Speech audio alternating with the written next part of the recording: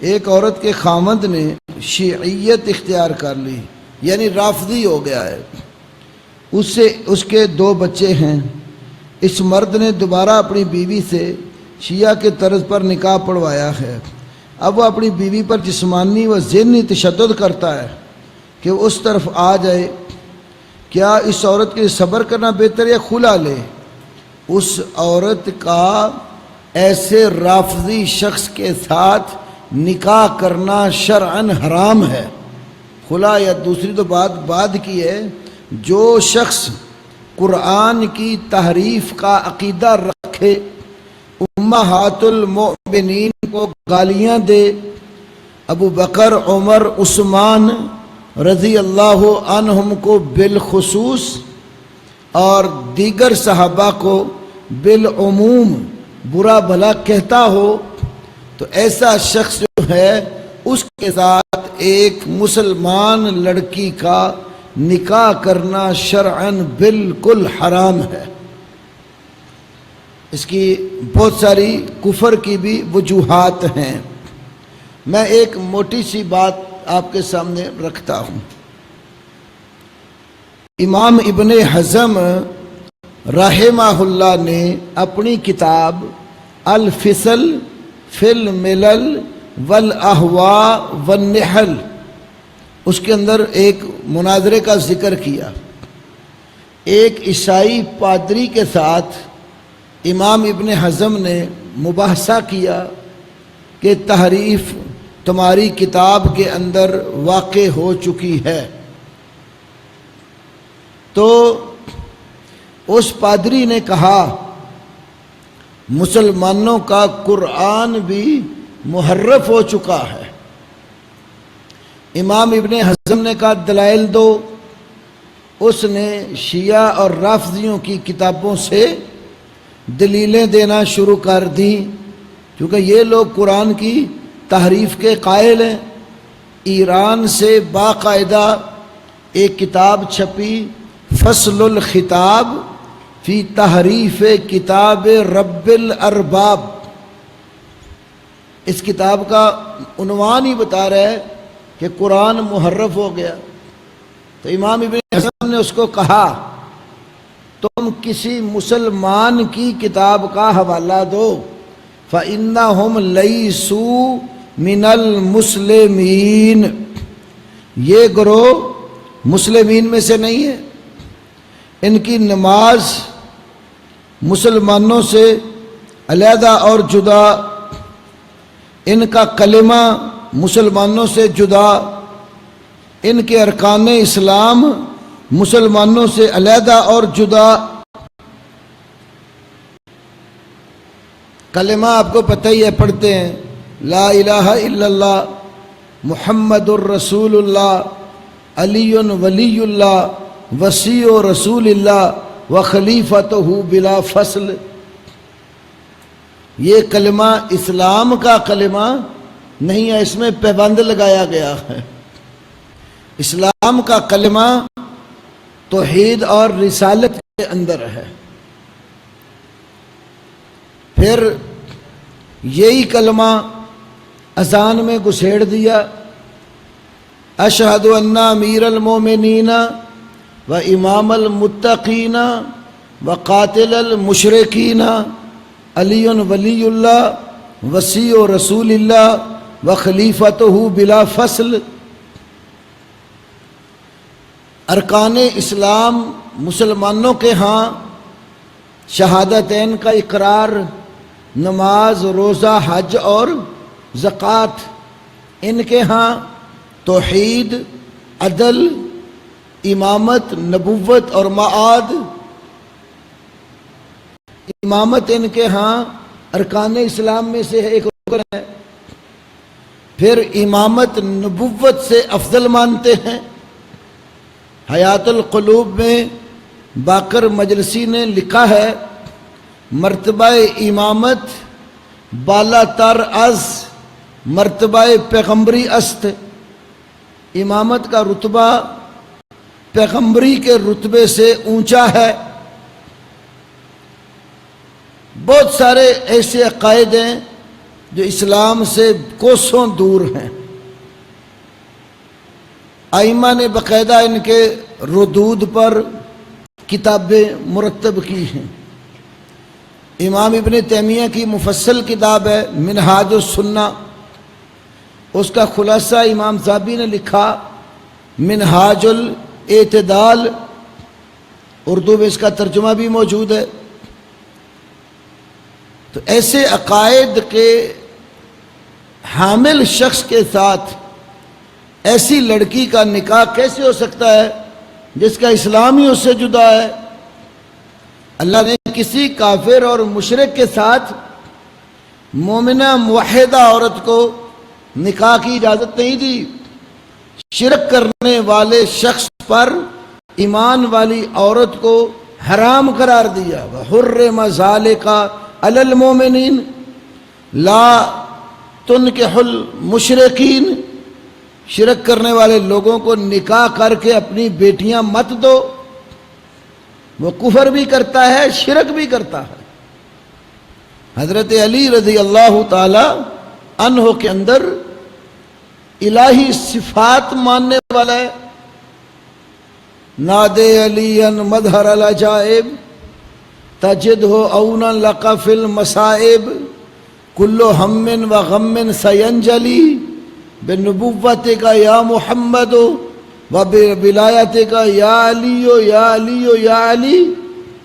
اللہ کو اتنا نہیں پکارتا جتنا حضرت علی کو پکارتا۔ قرآن کہتا ہے فلا تدعو مع اللہ احدا انما ادعو ربی، اللہ کے ساتھ کسی کو نہ پکارو، اور فرمایا کہ میں صرف اپنے رب کو پکارتا ہوں۔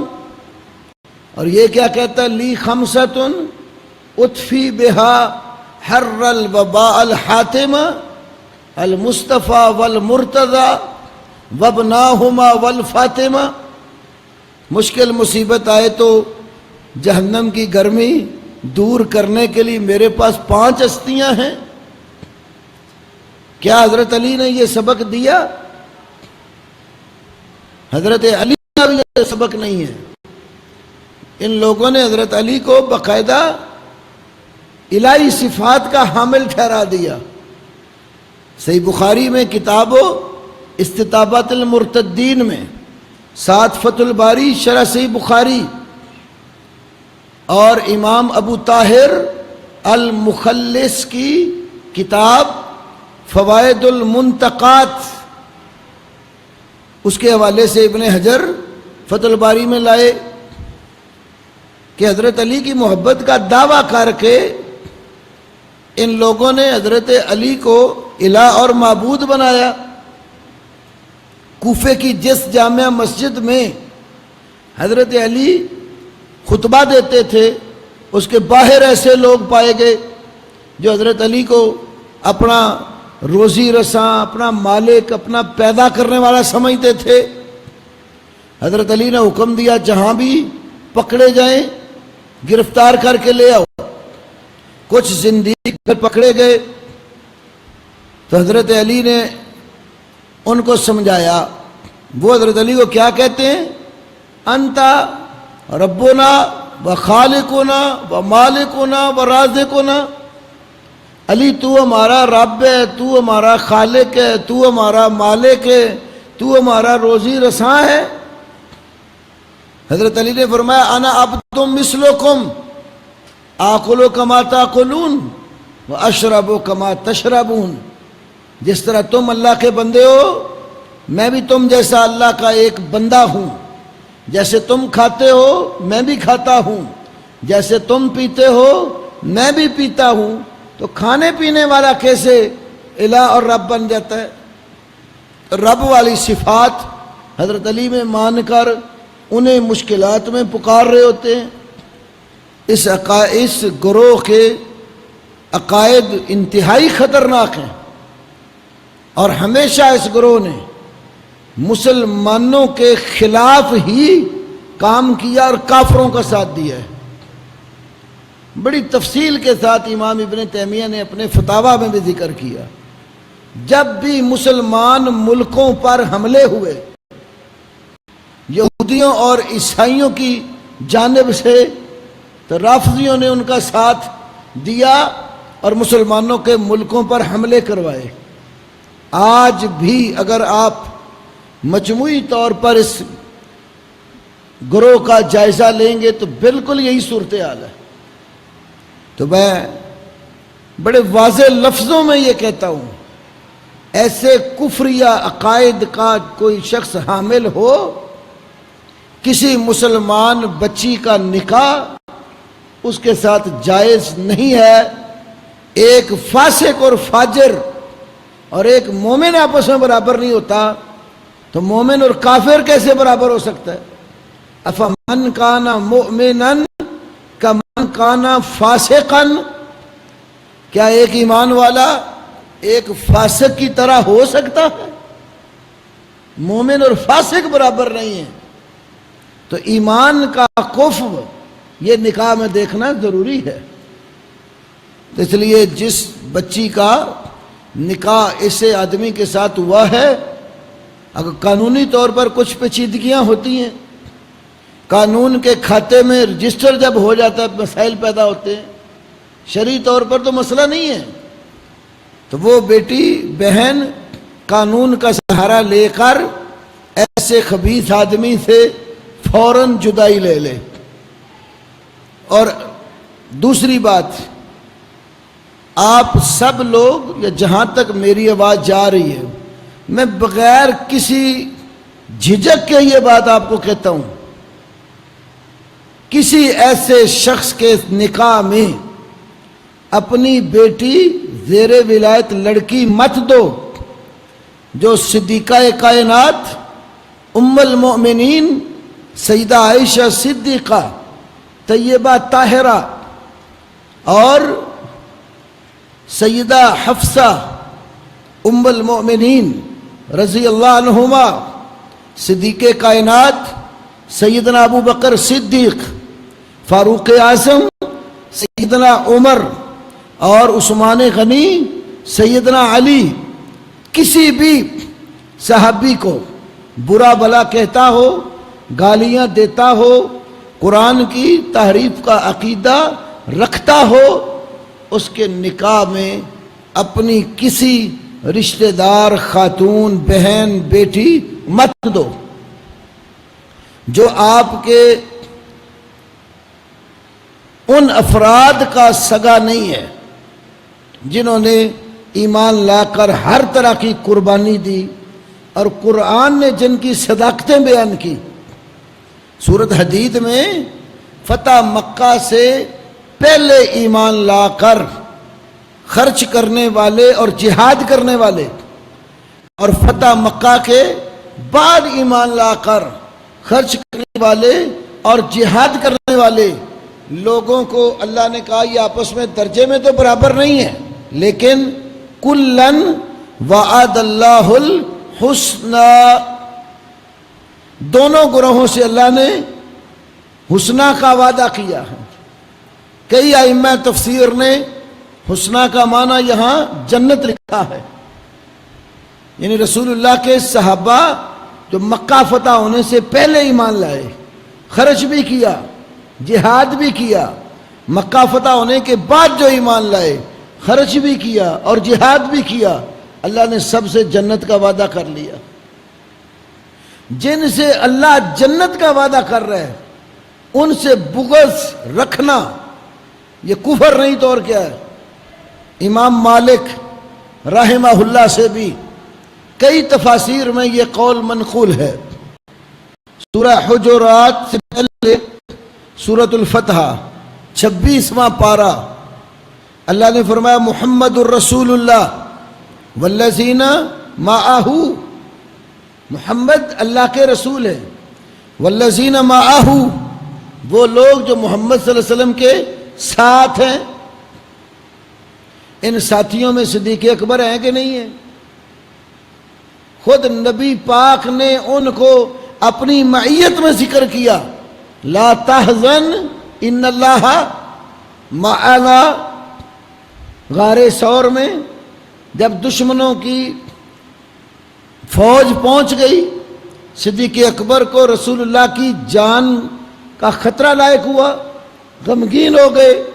میرے نبی محمد کریم صلی اللہ علیہ وسلم نے فرمایا لا تحزن ان اللہ معنا، ابو بکر غم نہ کر، ان اللہ معنا، یقیناً اللہ ہمارے ساتھ ہے۔ یہ نہیں کہا ان اللہ معیہ کہ میرے ساتھ اللہ ہے، دونوں کو، ابو بکر کو بھی اس معیت میں شامل کیا، ان اللہ معنا، ہم دونوں کے ساتھ اللہ۔ تو صدیق رسول اللہ کی معیت میں تھے، اور قرآن کیا کہہ رہے؟ والذین معہ، جو نبی کے ساتھ ہیں، آج بھی ساتھ ہیں۔ قبر میں رسول اللہ صلی اللہ علیہ وسلم جہاں آرام فرما ہیں، صدیق و فاروق آج بھی ساتھ ہیں، اور اللہ کے فضل سے قیامت والے دن بھی ساتھ ہی ہوں گے۔ فرمایا کہ میرے دو وزیر زمین پر ہیں اور دو آسمان پہ ہیں۔ دو وزیر جو زمین پر ہیں، ایک ابو بکر ہے اور ایک عمر ہے رضی اللہ تعالی عنہما۔ یہ رسول اللہ کے دونوں وزیر آپ کے ساتھ اسی احاطہ میں مدفون ہیں جہاں اللہ کے رسول مدفون ہیں صلی اللہ علیہ وسلم۔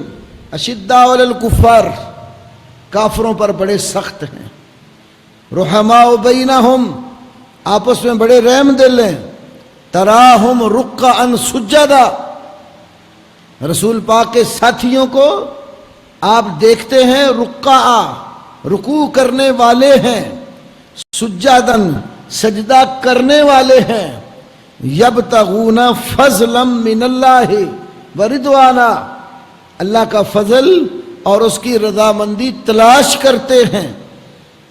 سیماہم فی وجوہہم من اثر السجود، ان کی علامت ان کے چہروں میں سجدے کے نشان سے ہے۔ اللہ کے آگے سجدے کر کر کے ان کی پیشانیوں پر سجدے کے نشان پڑ چکے ہیں۔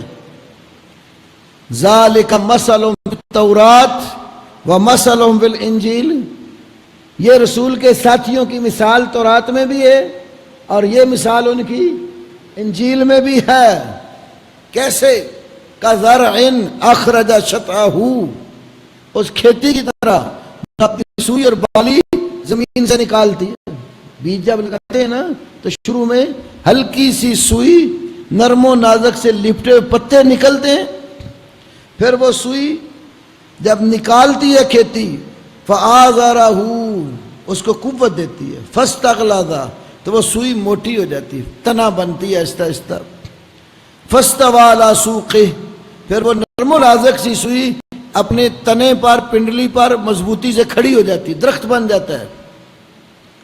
جب وہ لگا ہوا پودا تن آور درخت بن کر کھڑا ہو جاتا ہے زمین پر، تو جو کسان ہے جس نے وہ پودا لگایا ہوتا ہے، یوجب الزراء، کسانوں کو یہ چیز خوش کر دیتی ہے۔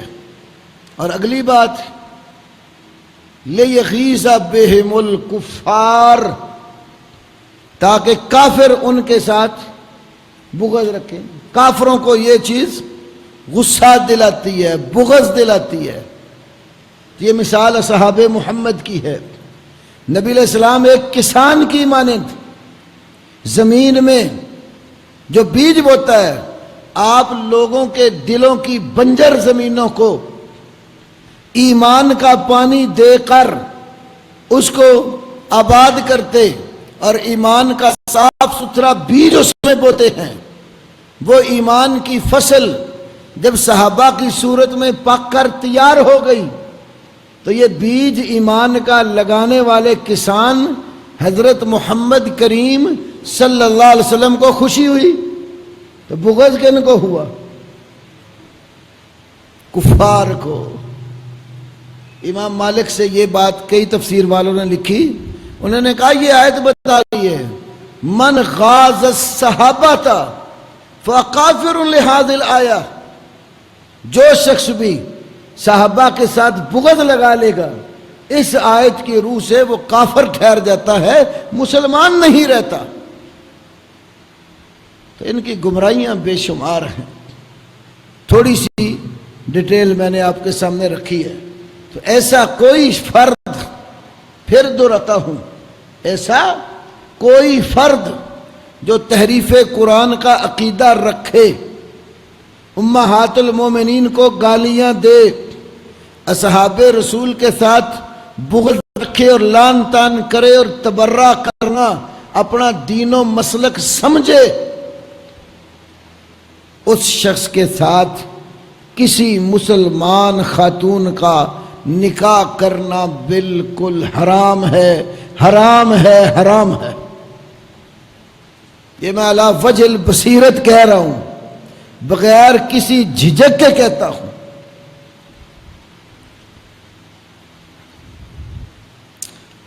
وہ لوگ رسول اللہ کے گھرانے کو گالیاں دیں، ہم رشتہ داری کریں، ناممکن۔